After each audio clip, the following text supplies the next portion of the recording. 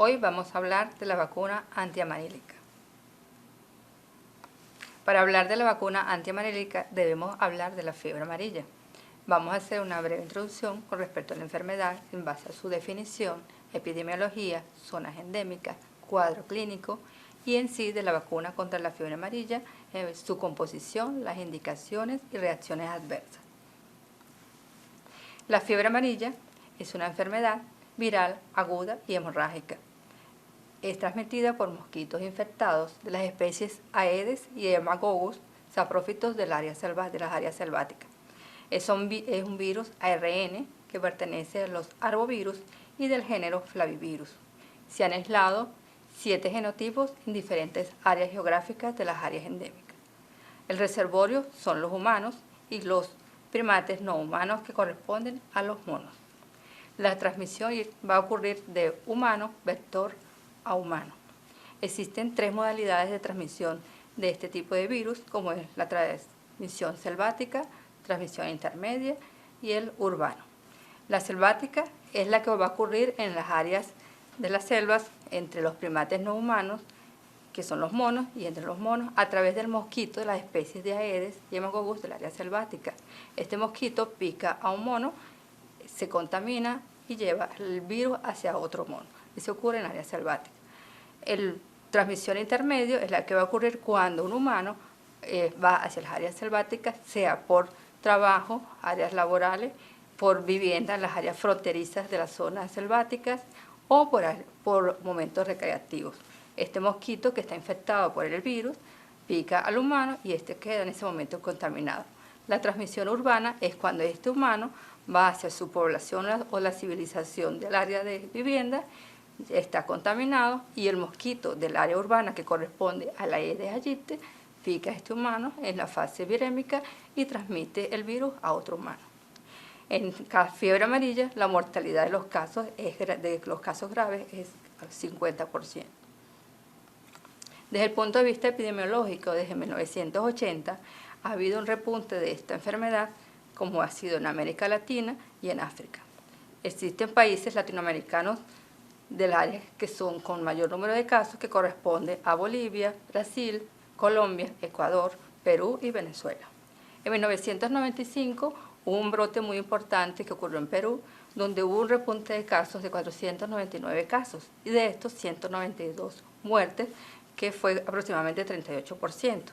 La OMS ha estimado que se producen 200.000 casos nuevos por año y de estos 30.000 ocurren muertes o fallecimientos, que corresponde aproximadamente a un 15%. En los últimos años, y en el 2003 hay un reporte de que hubo un aumento de casos, 170.000 casos, pero casos graves, con una mortalidad de 60.000 muertes, que equivale aproximadamente de un 35%. Generalmente estos casos, el 90% y las muertes, han ocurrido más en África subsahariana. Desde el punto de vista epidemiológico es muy importante que las personas que solamente no son las que están en riesgo, las que viven en las áreas endémicas, sino los viajeros que van hacia esas zonas endémicas, que no estén vacunados, el tiempo de exposición en esas áreas, sea por actividad laboral o por área recreativa, si va a estar más de 2 semanas. Si existe un ciclo estacional donde exista en el periodo de lluvias, donde hay mayor riesgo de adquirir esta enfermedad. Y en África Occidental se han reportado como enfermedad aproximadamente 50 casos por 100.000 habitantes y de estos 10 casos de muerte por 100.000 habitantes. En Sudamérica también se han reportado casos, si bien es menos, pero es importante que 5 casos por 100.000 habitantes y 1 caso por 100.000 habitantes en el caso de muerte. Las zonas endémicas de América Latina, como podemos señalar acá, podemos ver Venezuela, Colombia, Bolivia, Perú y Brasil, que son una de las áreas selváticas importantes donde se transmite el virus a través de la especie de mosquitos de las áreas selváticas. En África también, y es el área central que corresponde a las áreas endémicas. Y en esto, como les había comentado, el momento del comportamiento estacional del periodo lluvioso es importante al final del periodo lluvioso y el inicio de la sequía, porque hay un repunte de la enfermedad. También hay una exposición de los niños que no están vacunados en esas áreas y del personal o individuos que están por trabajo o viajeros que van a estar en esa zona puedan adquirir una enfermedad. Desde el punto de vista del cuadro clínico, ¿cómo se presenta la fiebre amarilla? Generalmente una vez que el individuo es picado por el mosquito, existe un periodo de incubación de 3 a 6 días, el cual puede presentarse o pasar desapercibido como una enfermedad, algo subclínico o un cuadro viral como un cuadro gripal, y puede recuperarse en 3 días y sin ninguna complicación. Pero el mayor porcentaje de individuos puede haber un inicio súbito, donde hay fiebre, escalofríos, malestar general, cefalea, dolor en la región lumbosacra, náuseas, vértigos, también una congestión conjuntival y congestión facial y una sensación con bradicardia, que esto es importante porque si hay fiebre debería existir taquicardia, pero el mecanismo es inverso, hay bradicardia. De estos individuos puede haber una segunda fase que puede evolucionar al comportamiento más grave en un 15%, que es continua la fiebre, hay el componente de ictérico, coloración amarilla de piel y mucosa, y puede evolucionar a una hemorragia letal por compromiso hepático, alteraciones en los factores de coagulación, hasta una coagulación intravascular diseminada. Y de estos, cuando existe una insuficiencia hepatorrenal, entre el 20 y 50% pueden fallecer en 7 a 10 días. Es importante recordar que la tasa de la letalidad es elevada en niños y en los adultos mayores. También es importante señalar que el diagnóstico se hace para determinar el virus desde el punto de vista serológico a través de inmunoglobulina M y la G específicamente.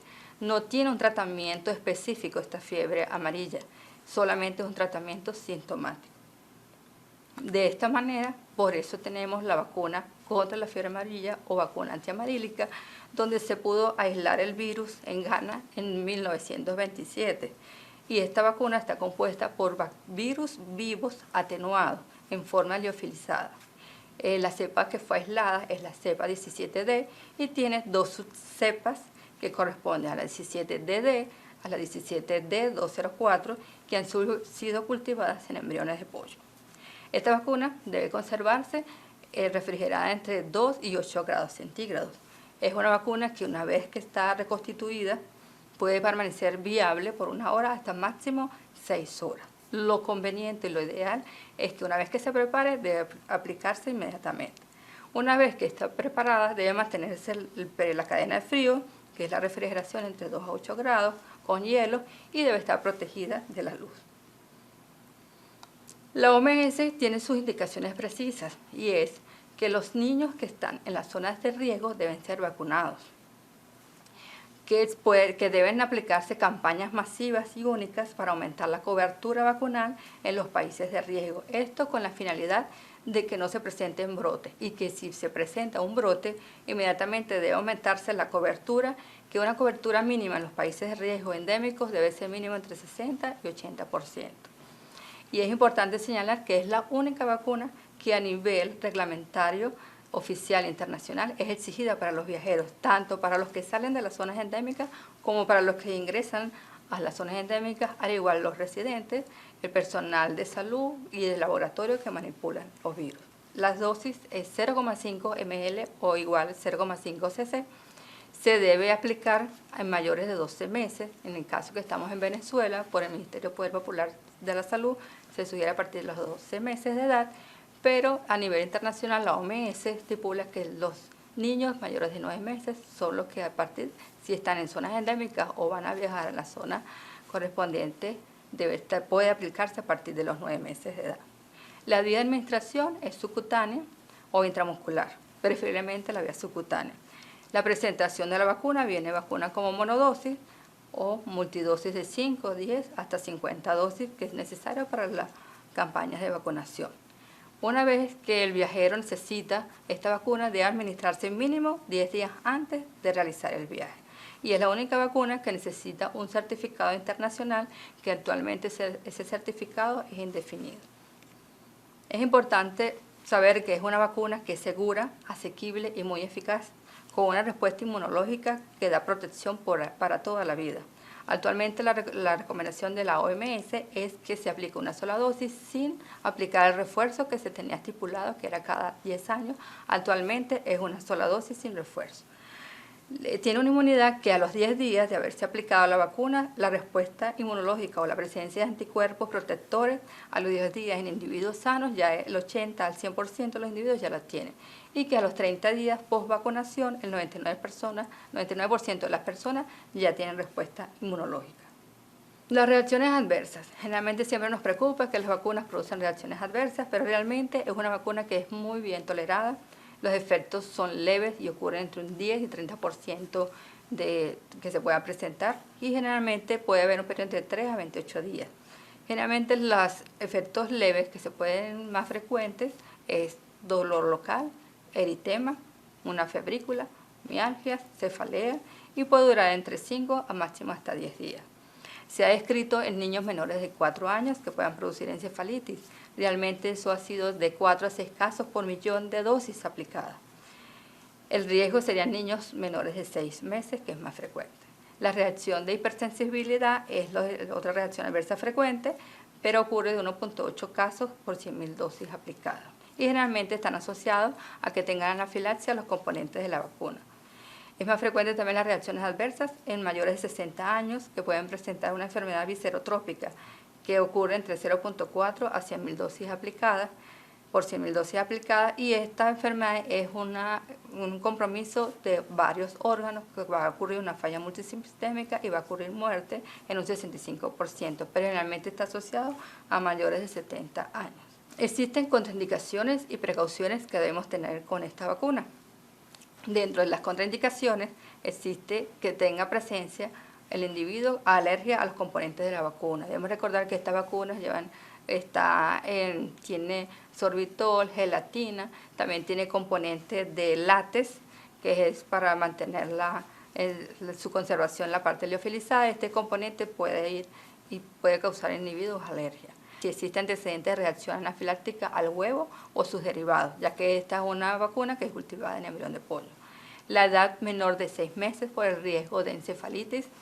Los niños con VIH, que son niños menores de 6 años, pero que estén en ese momento sintomáticos, que tengan los CD4, las células T CD4, menor de 200 por milímetro cúbico de absolutos o menor del 15% de los totales. Enfermedades que estén asociadas al timo con una función inmune anormal, los pacientes que sean timectomizados, pacientes con miastenia graves, las inmunodeficiencias primarias, que son las inmunodeficiencias congénitas, las neoplasias malignas, especialmente las leucemias y los linfomas que estén en su fase aguda, los trasplantes, que estén pacientes con trasplantes hepáticos, renal, inclusive trasplantes de médula ósea, y los que estén recibiendo fármacos inmunosupresores, llámese tratamientos de quimioterapia o inclusive los esteroides, que si tiene esteroides a altas dosis, que pueden ser más de 2 miligramos por kilogramo de peso por día en niños y que esté por más de 2 semanas, es un riesgo aplicar esta vacuna. Pero existen precauciones. Generalmente esas precauciones las vamos a tener en ¿quiénes? En aquellos individuos o niños que vayan a las zonas endémicas o que exista un brote en ese momento. Generalmente se puede aplicar en niños entre edad de 6 a 8 meses, siempre con una vigilancia por el riesgo de los efectos adversos a nivel neurológico. La edad mayor de 60 años, si existe un mayor riesgo de enfermedad que los efectos adversos. Los niños VIH que estén controlados asintomáticos, que tengan los linfocitos T CD4 ya mayor de 200 hasta 499 o mayor del 15 a 24%, y niños menores de 6 años pueden ser vacunados si existe este riesgo. Las mujeres embarazadas generalmente se puede aplicar siempre que sea ya en el tercer trimestre o después del 6º mes de embarazo. Y durante la lactancia, generalmente el riesgo, la precaución sería cuando el niño la madre está dando lactancia y el niño es de 1 mes de edad, por el riesgo que una vez que la madre con la vacuna tiene la viremia postvacunal, puede ser transmitida a través de la lactancia materna, y en el niño recién nacido tiene su sistema inmunológico inmaduro, tiene una barrera hematocefálica permeable, y de igual manera el sistema nervioso tiene inmadurez y un mayor riesgo que este virus cause viremia y pueda producir una encefalitis. En conclusión, la fiebre amarilla es una enfermedad que es producida por un virus que ocasiona la muerte y es prevenida por la vacuna. La vacuna contra la fiebre amarilla es segura, eficaz, con una inmunidad protectora para toda la vida, y es preferible vacunarse para prevenir la enfermedad que padecerla.